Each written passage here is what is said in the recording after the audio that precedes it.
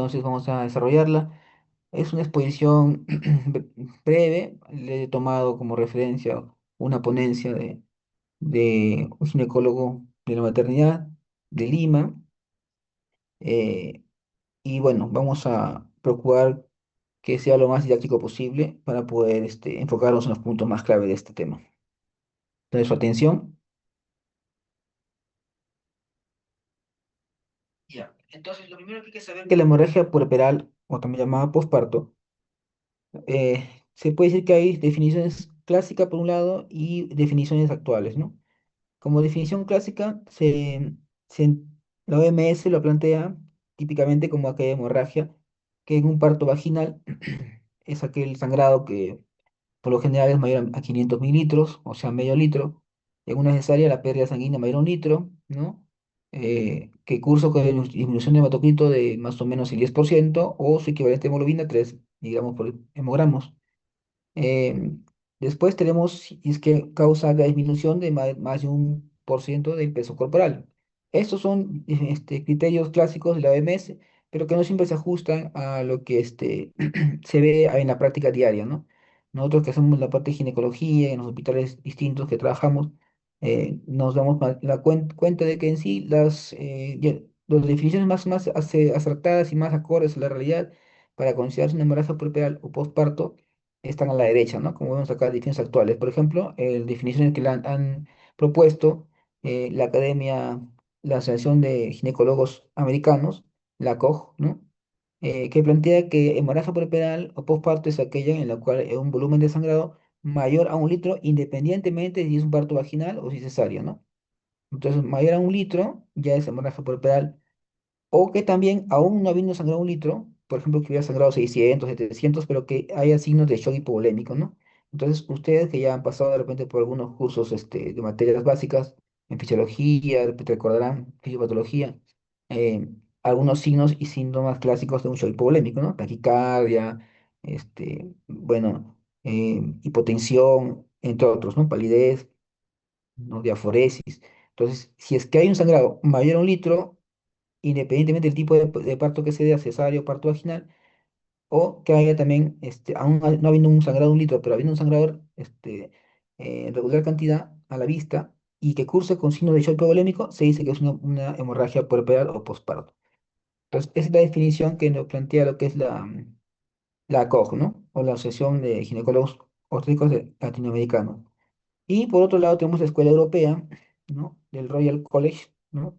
También que plantea otros criterios también acordes un poco a la parte práctica. Por ejemplo, ellos plantean aquel sangrado mínimo de 500 mililitros y un sangrado máximo de mayor a un litro, ¿no? Entonces, bueno, ahí el mayor a un litro lo catalogan como moderado y severo, los clasifican moderado, mayor a un litro y severo cuando es mayor a 2 litros, ¿no? Que también están relacionados bastante a la parte práctica. Ya, entonces, siguiendo con la exposición, tenemos que, bueno, la hemorragia postparto o puerperal se,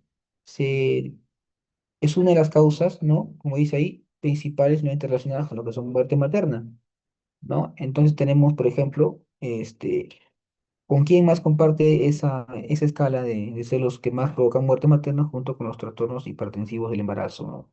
Entonces, tenemos causas, trastornos hipertensivos, tenemos también lo que son hemorragias obstétricas, ¿no? Entonces, em, como verán ahí, se ve la imagen aquí de la guadaña, ¿no? La muerte. Entonces, ahí, y una de las que está más relacionado a esas causas de muerte materna es la toniotrina, que vamos a ver más adelante en qué consiste o qué significa esa entidad, ¿no? Que afecta directamente a la muerte perinatal, ¿no?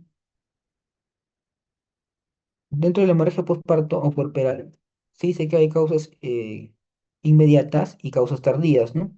Como inmediatas, acá le he puesto, ¿no? un relámpago, más o menos como que de la manera de referencia, que se va a producir esas dos primeras, mayormente en lo que son menos de 24 horas.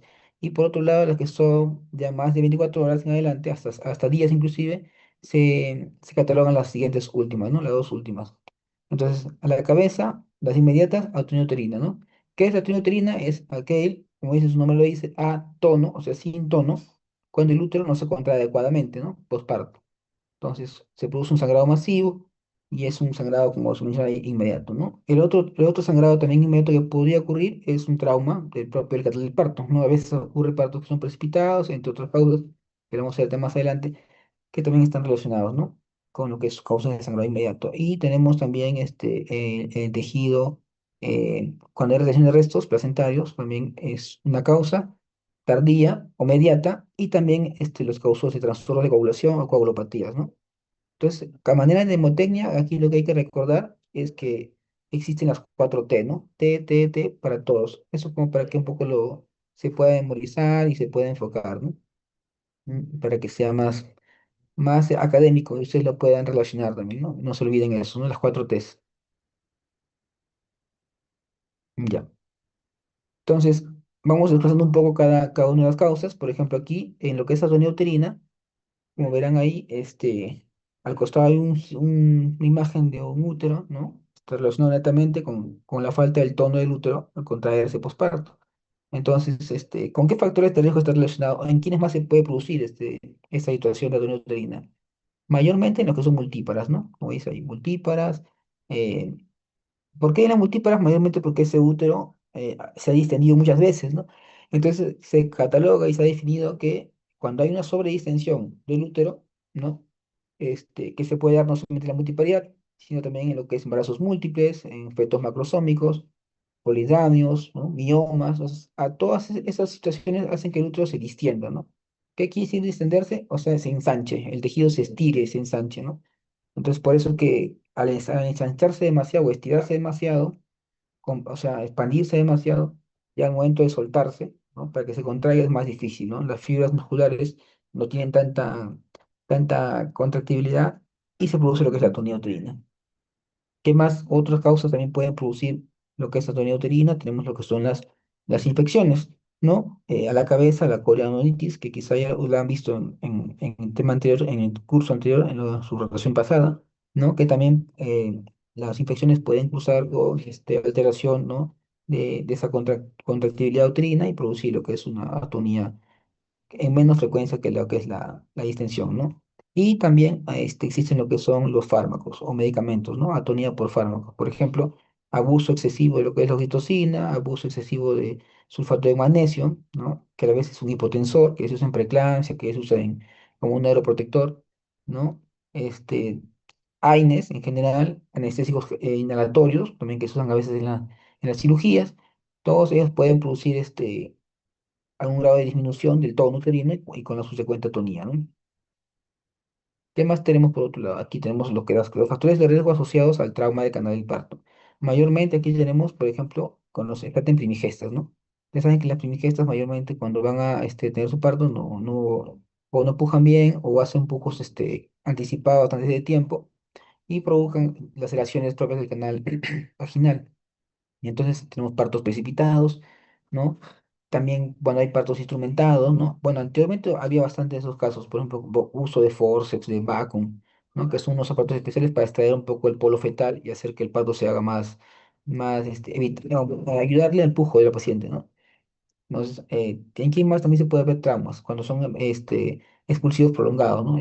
La cabeza del producto está en el canal vaginal y entonces el hecho de estar puja y regresa, lo regresionan y pujan y regresionan, así están en ese juego. Esa situación hace que también pueda haber laceraciones propias de las partes blandas, ¿no? De la vagina, ¿no? Del mismo cuello a veces, ¿no? Puede ser lesiones del canal del parto. ¿Qué más? Tenemos la macrosomía también. Miren, aquí este factor de riesgo, si hacemos la relación con el punto anterior, ¿no? Voy a retroceder un poco acá, ¿no? Por ejemplo, aquí tenemos macrosomía, ¿cierto? Entonces, la macrosomía está relacionado con la tonía uterina y está relacionado también con lo que es el trauma de canal de parto. Por ejemplo, eh, imagínense que tenemos un feto macrosómico, ¿no? Que pesa por lo menos más 4 kilos, ¿no? Y se intenta dar chance vaginal. Muchas veces, cuando es una mala atención, y eso es parte también de lo que son las maniobras de atención del parto, cuando hay una mala atención o hay se dirige el mal parto, puede producir, ¿no? Producto también del feto que están naciendo por la vía vaginal y producir laceraciones propias, desgarros, ¿no? O sea, de perineito, etcétera, el subsecuente sangrado posterior, ¿no?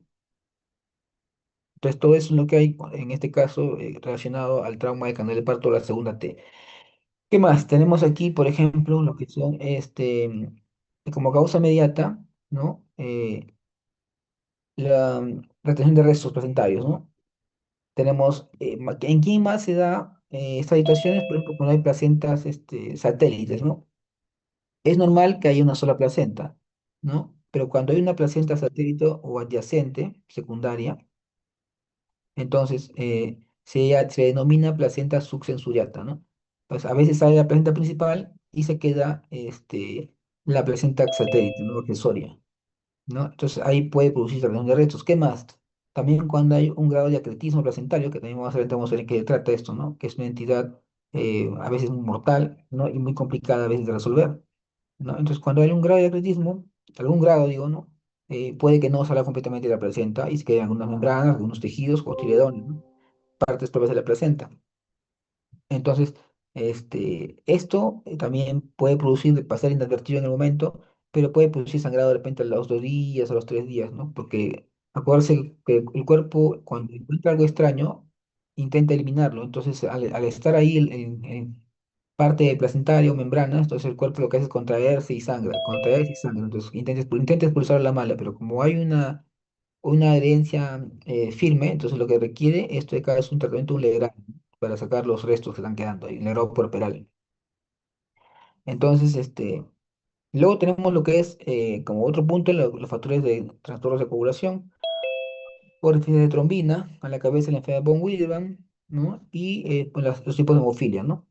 Y el caso más grave, que es bueno, la púrpura, el PTI y el SID, ¿no? Que es algo que es una situación mucho más mortal, más complicada. Estos casos son menos frecuentes, pero también hay que siempre sospechar cuando se descartan las anteriores, ¿no? En caso de los tiempos y en caso de los factores de riesgo que se están mencionando. Bien, entonces aquí este es un cuadro que no lo voy a leer todo, porque esto está en todos los libros, solamente lo he puesto como referencia, pero es un resumen de más o menos lo que son los grados de shock hipovolémico, como dice ahí, ¿no? Al costado están todos los parámetros, ¿no? Por ejemplo, la pérdida sanguínea, la cantidad en porcentajes, ¿no? Y en volúmenes, ¿no? Para dar desde el mínimo, o cuando no hayamos ningún tipo de shock, hasta el máximo que es el shock grado 4, ¿no? Entonces, en la que requiere transfusión masiva, el estado por lo general es grave, ¿no? Por lo general el paciente está letárgico, inconsciente, ¿no? Está, etcétera, ¿no? O sea, está bien complicado. Entonces, eso sí que ustedes tienen que memorizarlo, repasarlo y memorizarlo y tenerlo en su cabecita, porque esto sí le van a preguntar a donde quiera que vayan, cuando hagan cualquier tipo de examen, ENAM o residencia, le van a preguntar. ¿Ya? Entonces, y al momento por ejemplo, cuando ustedes están atendiendo un parto, deben tener apunte en sus notas, un apunte, porque indirectamente aquí van a determinar, ¿no? Por ejemplo, lo que son índices de shock, ¿no? Hay dos parámetros que también vamos a revisar más adelante cuando se habla de índice de shock o riesgo de shock, ¿no? Entonces, son parámetros importantes que deben recordar, ¿ya? Entonces, avanzamos a la siguiente. Por ejemplo, aquí tenemos en la hemorragia postparto la clínica, ¿no? Entonces, si se trata de una de las causas de que, por ejemplo, es menos de 24 horas del sangrado, ¿no? Entonces, mayormente puede ser o bien una atonía, se mencionó, o un trauma, ¿no?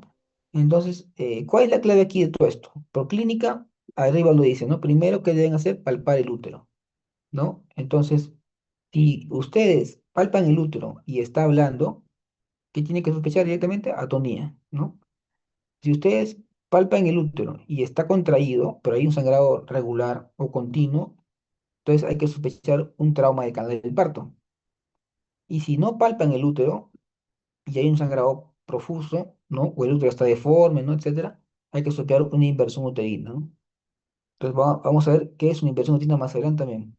Entonces, el tono del útero, al estar blando, el útero por lo general a veces está, no lo palpan, ¿no? Esto está por encima del ombligo, ¿no? Entonces está bien blando.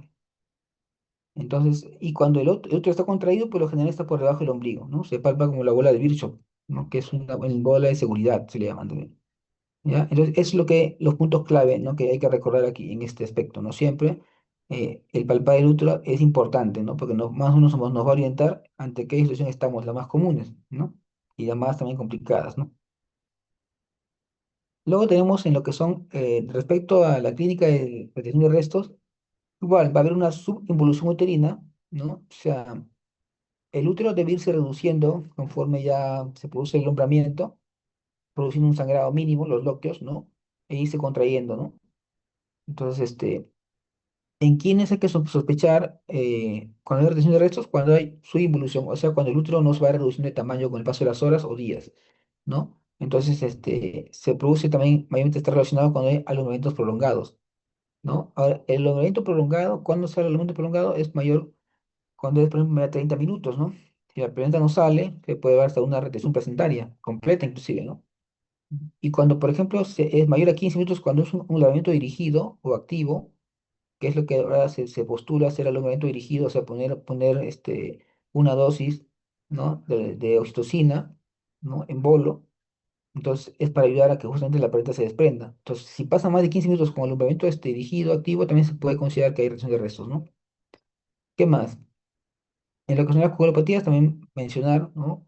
Que, bueno, a nivel de laboratorio uno puede sospechar, ¿no? Por ejemplo, un von Willebrand, cuando el tiempo de sangría está aumentado, al igual que el tiempo de protrombina, ¿no? Sospechar hemofilias también, si en caso, por ejemplo, el tiempo de sangría está normal, pero hay un aumento del tiempo de protrombina. Y en caso de un SID, sí, pues todo se altera, ¿no? Está aumentado el tiempo de sangría, aumento del tiempo de protrombina, aumento del tiempo de tromboplastina, y también, y lo único que está disminuyendo es el fibrinógeno, ¿no? Por eso que el fibrinógeno se dosa cuando hay estos tipos de sospecha de SID o cuando hay un trastorno, digamos, están pensando que puede desencadenarse un SID, ¿no?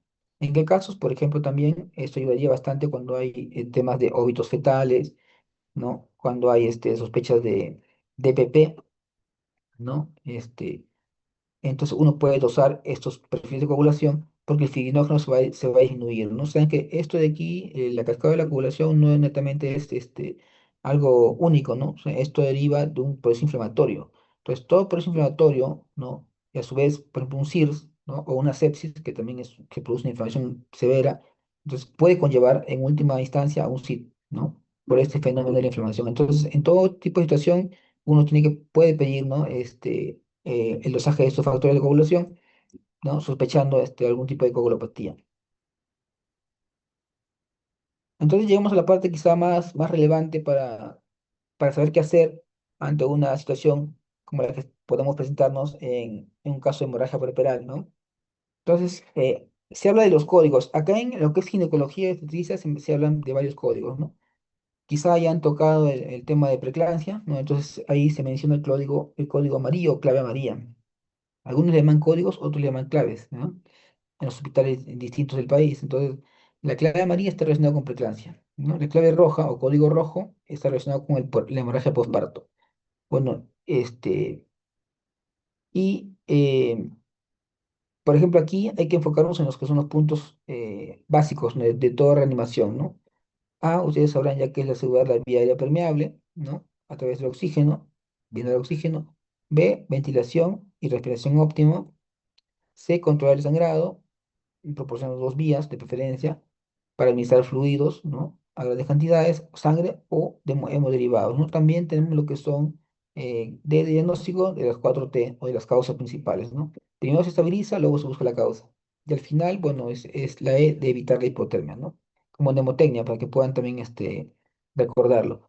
Ya saben, cuando hay hipotermia, ya siempre hacíamos, se puede producir también complicaciones mayores, ¿no? Que pueden llevar a la muerte de la paciente. En la hemorragia postparto se habla de un minuto cero, ¿no? Minuto que hay que actuar de inmediato. Entonces, por ejemplo, aquí eh, verán una persona que en la cabeza se ha puesto el 10, abajo se ha puesto el 16, a los costados 14, 14. Igual si es una mnemotecnia que está al costado. Por ejemplo, la O, ¿no? Ese 10 está relacionado con la O, de oxígeno. Dice que para poder recuperar o estabilizar a una paciente, el promedio de recomendación de oxígeno es administrar 10 litros por minuto por máscara de reservorio, o 3, ¿no? litros por minuto si es por cánula vinazal continuo. Entonces, este 10 es de 10 litros, ¿no? de oxígeno para un poco estabilizar al paciente. ¿Qué más? B es de vías periféricas, ¿no?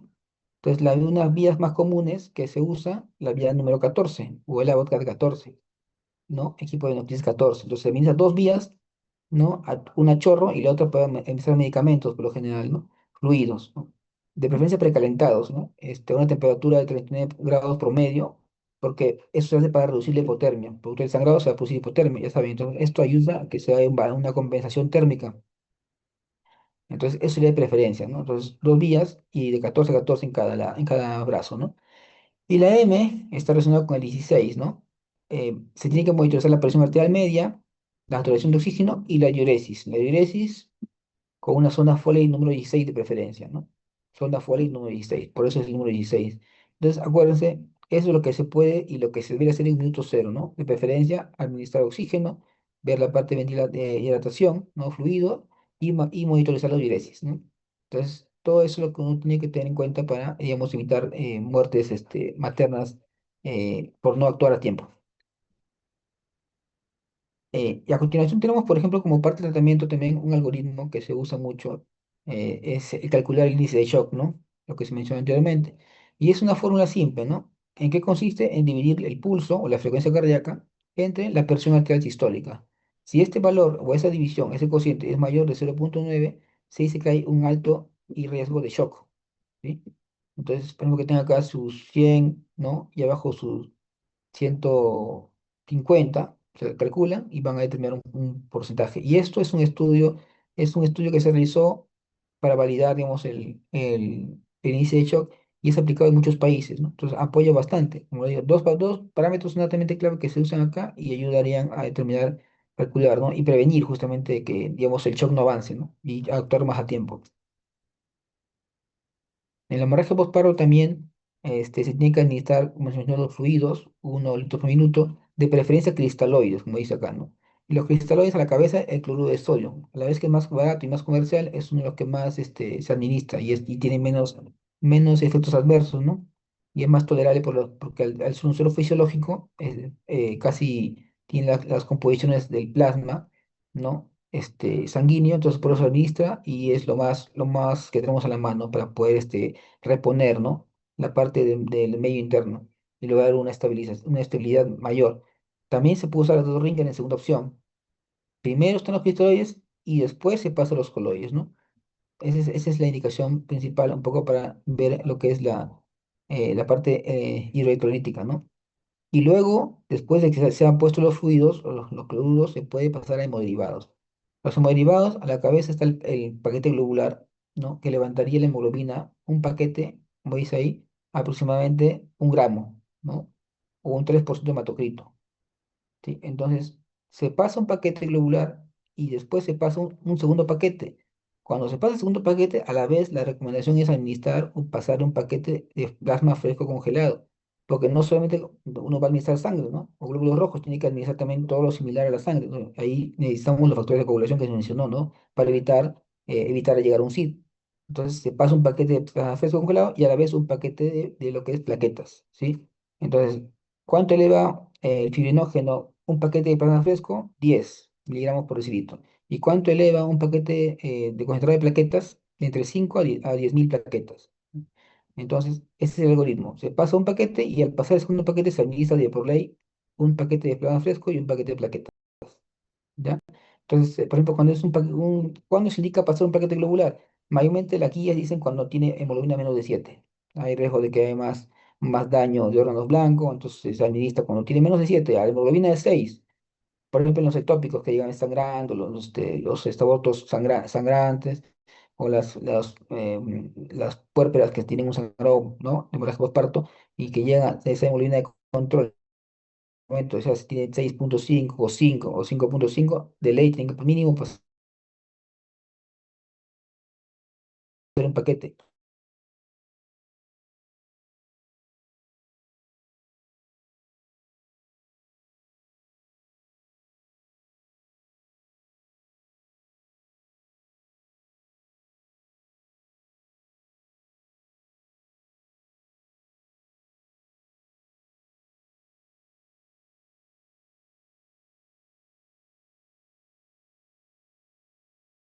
eh, digamos, ayudar a la hemodinamia del paciente. Ya. ¿Qué más tenemos aquí? Por otro lado, en la hemorragia postparto, también hay un manejo específico, ¿no? La anterior ha sido un manejo general, un poco para salir en momento, tratar de estabilizar a la paciente, pero después, ya viendo las causas o buscando el por qué, por ejemplo, si es un útero blando, ¿no? Una toneuterina, uno puede aplicar la compresión bimanual, ¿no? ¿No? Hay, como ven en la imagen, estamos viendo una persona que está aplastando el fondo uterino y por abajo está presionando por la vagina, ¿no? A través de esa maniobra hace que por tracción mecánica el útero, digamos, se produzca una contracción, ¿no? De los músculos, del músculo uterino y disminuye el riesgo sanguíneo, por lo tanto, ayuda también a disminuir el sangrado. ¿Qué más se puede hacer también? Otra compresión mecánica es una compresión aórtica. Igual, se va haciendo la presión sostenida, ¿no? En un nivel aproximado, ¿no? A nivel umbilical y se va palpando el pulso, ¿no? Principalmente el pulso femoral, ¿ya? Para ver si es que se va reduciendo también la frecuencia cardíaca con eso, ¿no? Y con eso el sangrado, el aporte de fluidos hacia la parte interior del órgano uterino. Entonces, son manejos específicos que uno puede ayudar, ¿no? A lo que es también disminuir el sangrado. Otro también manejo que puedo usar se puede usar el traje antichoque, ¿no? O no neumático, TAN, también es sus siglas conocido. ¿En qué consiste este traje? Es básicamente una especie de pantalón, ¿no? Hasta el dorso, que tiene varias correas, ¿no? Como están numeradas ahí, en esa forma sistemática. Y lo que van a hacer esto es justamente producir ciertas compresiones ligeras en las áreas donde pasan ciertas arterias o ciertos plexos, ¿no? Arteriales, y eso va a producir, digamos, como que también el riesgo se distribuya hacia las zonas más, las zonas blancas como el corazón, como el cerebro, ¿no? Ustedes saben que mayormente ahí cuando hay un sangrado masivo, ocurre una reperfusión y el cuerpo intenta priorizar el funcionamiento de los órganos blanco o diana, ¿no? Que en este caso el cerebro, el corazón y el pulmón. Entonces, al hacer esa compresión en esas partes del cuerpo, ¿no? Uno lo que hace es justamente ayudar a esa distribución, evitando de que se disminuya el aporte o el riesgo sanguíneo en esos órganos, ¿no? Y por lo tal, también aportando, mayormente esto se usa cuando hay un traslado de heridos, cuando hay, por ejemplo, uno quiere trasladar al paciente en ambulancia, no cuenta de repente con cristaloides o hemoderivados en el lugar en el que está. Entonces va trasladando, y mientras va trasladando, va haciendo compresión uterina, etcétera, uno puede también apoyarse de esto, ¿no? Si tuviera a la mano, la posta o el centro de salud o el hospital que tenga esto a la mano, lo puede usar también como una medida de soporte. Otra maniobra que también se puede usar específica para disminuir el aporte sanguíneo al útero y con la subsecuente disminución de la hemorragia postparto es la maniobra de la técnica de SEA. ¿En qué consiste la maniobra de técnica de SEA? Bueno, SEA fue un ginecólogo, es un ginecólogo mexicano que le inventó esa técnica. Básicamente se tiene que rehacer con valvas vaginales como ven acá arriba, son aparatos para separar la vagina, y es poner el cuello uterino con la tracción de dos pinzas Fester rectas, se tracciona hacia un lado, ¿no? Y se busca la comisura, el ángulo justamente en el istmo, buscando la comisura entre la arteria cervical y la arteria uterina. Ahí en esta confluencia se pinza con una Foester curva, tanto de un lado como del otro lado, ¿no? Se pinza y se deja máximo en promedio 1 a 2 horas. Al pinzar ahí, está prácticamente bloqueando el sangrado, el aporte del flujo sanguíneo hacia el útero de las arterias ilíacas internas, ¿no? Entonces, con eso también disminuye notoriamente y muchas veces con eso también, mientras van administrando oxitóxicos, mientras le van haciendo masaje, mientras van viendo otra causa de sangrado, ¿no? La paciente deja de sangrar y uno puede también apoyarse bastante y controlar riesgos mayores, ¿no? Tenemos también, bueno, tratamientos medicamentosos o farmacológicos. A la par de lo que es el cloruro de sodio, ¿no? Se tiene que administrar oxitóxicos. En la cabeza, la oxitocina, ¿no? Se puede influir a razón de 5 mililitros por hora. O también la ergometrina, ¿no?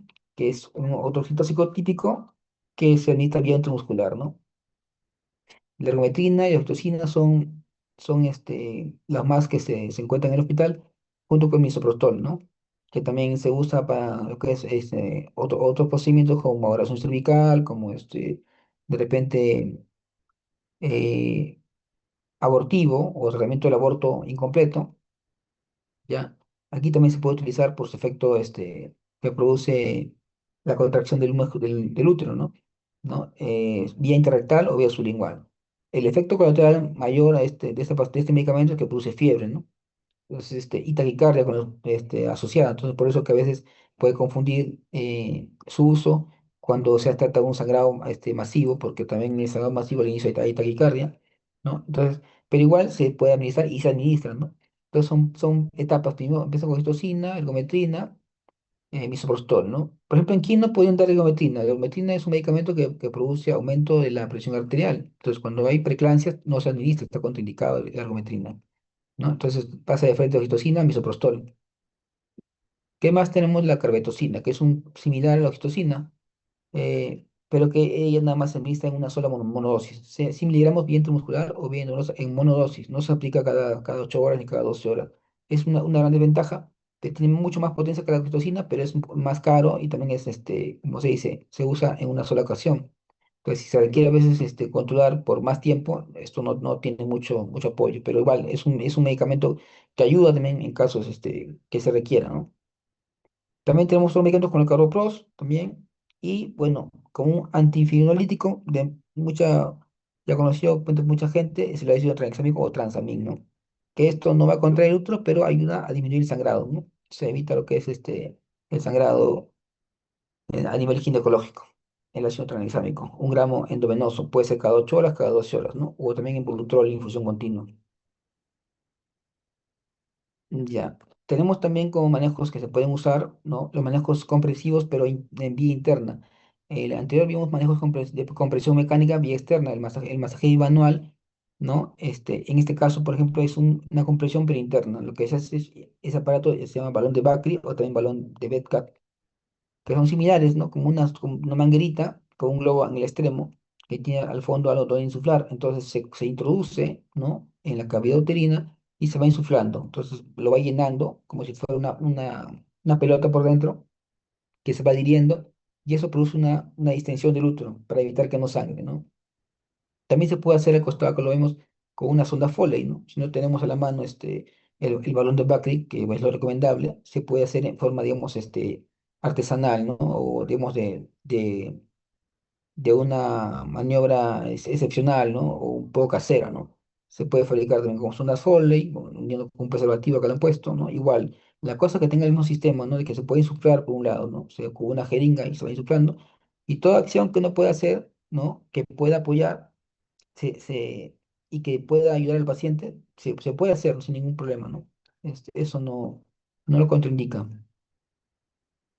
Tenemos también, si no cede el sangrado, pues a pesar de las maniobras mecánicas, se ha hecho lo que es medicamentos, se ha aplicado la técnica de SEA por 1 o 2 horas y sigue sangrando la paciente, entonces ya se pasa a la parte quirúrgica, ¿no? En este caso tenemos suturas hemostáticas o histerocompresivas. Las más conocidas son la de Lynch, ¿no? Que tenemos acá al costado. Es una especie de. Ustedes recuerdan, si quien no ha comido de repente por ahí es un tamal, ¿no? Está forrado, ¿no? Por exterior con una especie de cintas que le ponen como correas. Eso más o menos es similar a hacer un Lynch. Un Lynch es amarrar con un catgut o un hilo por afuera del útero, ¿no? Y amarrarlo y torsionarlo para que no sangre. Pues es una sutura hemostática de Lynch o también de Hyman, que se penetra el útero por dentro con una agujita. También se hace ligadura de vasos, como vienen acá las pinzas, o embolizaciones, ¿no? Y en caso severo, cuando no se da nada de eso, todo lo anterior mencionado, se hace la histerectomía, ¿no? Que se resuelve como última situación y que también requiere una información adecuada a la paciente o a los familiares antes de proceder a hacer una histerectomía, ¿no? Porque suele ocurrir que a veces no se informa y a veces esto conlleva a temas de reclamos, denuncias o que se pueda señalar que no lo han informado o que no lo han avisado de que iban a hacer eso, ¿no? Pero como verán, a veces uno pasa por todas las etapas y no sé el sangrado, ¿no? Entonces, en una hemorragia por parto que no es controlada, está normado hacer como última instancia la histerectomía, ¿no? Para, digamos, salvar la vida de la paciente. Entonces, un poco aquí también tocando la parte del tratamiento de las causas específicas, por ejemplo, tenemos cuando se habló de lo que son traumas de canal de parto, puede haber las relaciones cervicales, ¿no? Desgarros del cuello, al momento de que, por ejemplo, la mujer que no está completa, que no está con 10 centímetros de dilatación, que esté con 5 con 6 o 7 u 8, ¿no? Y está pujando, entonces, al momento de que ya diga 10, a veces está muy estirada esa zona, el cuello, y se puede desgarrar el cuello, ¿no? El tratamiento sería sutura del cuello, ¿no? Coser el cuello. ¿Qué más? También puede haber los famosos desgarros perineales. Se dice que hay cuatro tipos.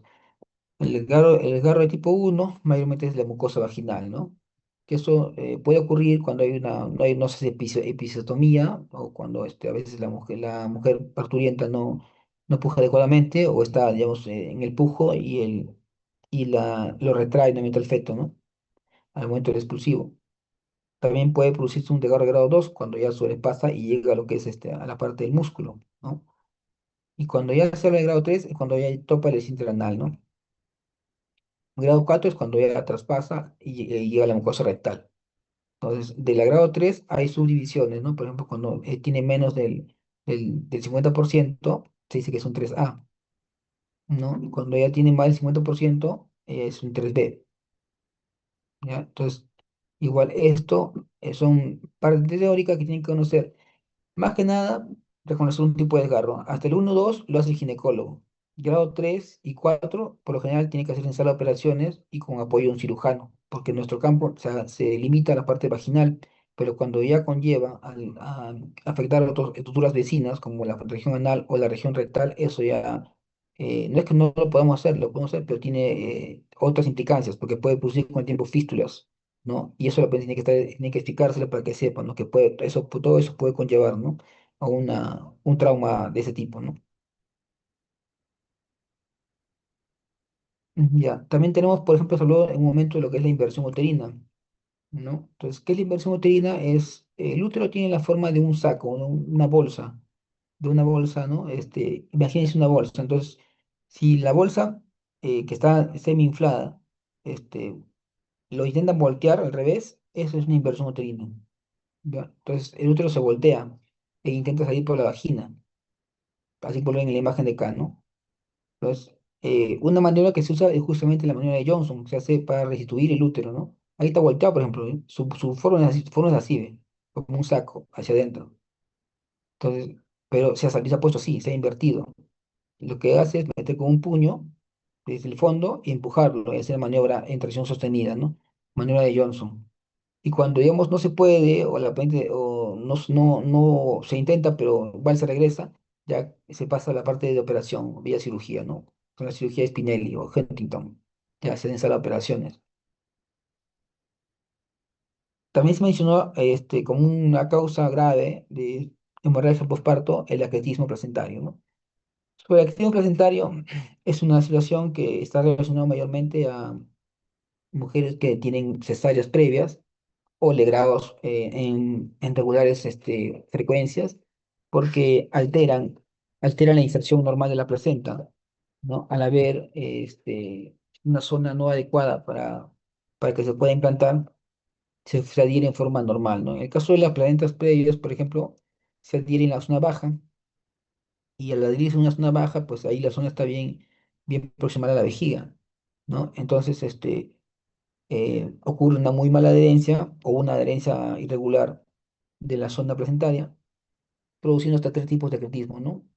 Placenta ácreta, cuando digamos netamente está herida la parte de la mucosa, a la parte decidual; una placenta íngrata, cuando ya traspasa al miometro, sin topar a la serosa; y solo el grado más complejo es cuando ya se habla de percretismo, ¿no? O la placenta pércreta, cuando ya traspasa la serosa del útero y hasta puede invadir órganos vecinos, como mencionó, la vejiga, de repente el recto, ¿no? El epíplon. Entonces, ya cuando se ve la invasión del tejido placentario en estos órganos es porque traspasó la serosa o los límites del útero, ¿no? Entonces, como verán, esto de aquí, este tipo de cirugías o este tipo de tratamiento es, uno saca la placenta, pero ya si es que hay retención, todo no sale o sale parcialmente y queda así sangrando, entonces la única forma es de parar el sangrado, no va a ser sacando así a la fuerza todo, ¿no? Entonces tiene que hacer una esterectomía, ¿ya? Entonces, porque si no, la señora puede seguir sangre, se puede complicar, ¿no? Entonces se le advierte a la paciente, familiar igual,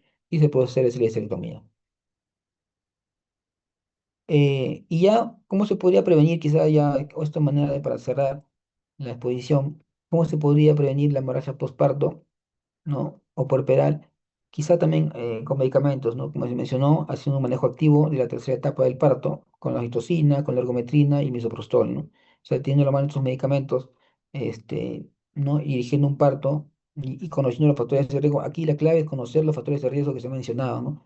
Por ejemplo, si viene una paciente en trabajo de parto y está con ciclo de lactación y es multípara, es su cuarto, quinta gestación, de por sí hay que advertir a los que van a atender el parto que tengan a la mano estos medicamentos, ¿no? Porque de por sí va a haber riesgo de actoneuterina, riesgo de repente de laceraciones del canal del parto, ¿no?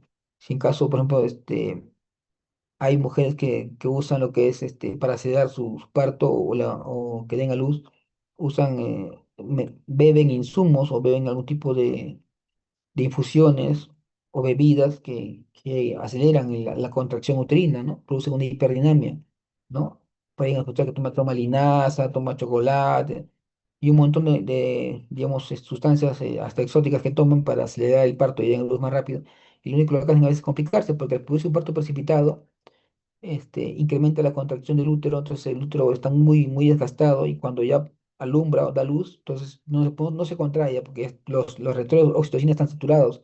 Entonces le metes oxitocina, no funciona, le metes miso, no funciona. Entonces, todo eso puede conllevar cuando, digamos, no se reconoce bien unos factores de riesgo en la paciente. Entonces, cuando ya uno está sospechando que, digamos, ya tomó, ¿no? Le preguntan si ha tomado algo porque tiene mucho dolor, le evalúa, está con 5 o 6, ya pasa, hay que tener la mano de sus medicamentos, ¿no? Y sospechar que puede producir un embarazo postparto. Ya, entonces, este es el resumen, la imagen, el cuadrito. Conocer el código rojo ante un sangrado masivo que puede darse tanto en el límite de menos de 24 horas a más de 24 horas. Conocer que de no menos de 24 horas mayormente se puede producir por traumas del canal del parto o también por la toneuterina. Y esa toneuterina está relacionada con factores de riesgo como medicamentos, como este, factores de paridad, ¿no? Entre otros, ¿no? Y también reconocer que cuando son tardíos están relacionados a temas placentarios, mayormente retención de restos o también de la placenta misma, y también reconocer que puede haber trastornos de coagulación en caso más lejano, ¿no? O menos común. Bueno, jóvenes, esa ha sido la ponencia del día de hoy. Si tuvieran alguna duda, alguna pregunta, la pueden hacer. Quedo llano a sus cuestionamientos, dudas